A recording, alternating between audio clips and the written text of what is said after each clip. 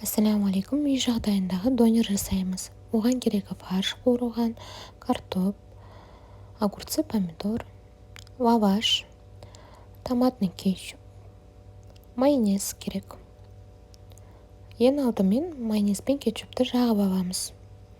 Мен аз қылып жақтым, сіздер көбірек жақсаңыздар да болады.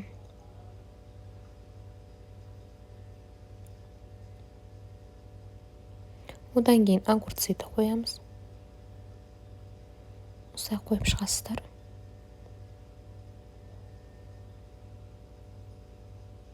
Одан кейін помидор.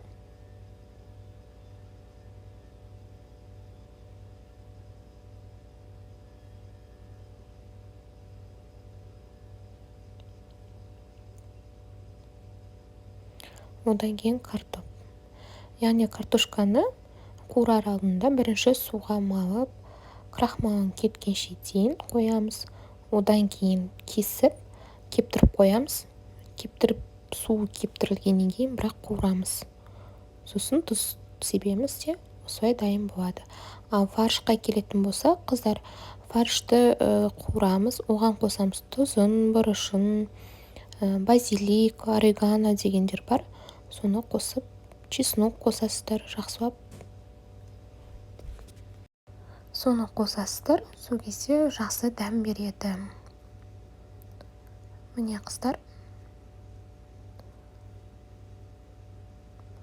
Енді бүктеу тәсілі осы. Екі шетін бүктейміз.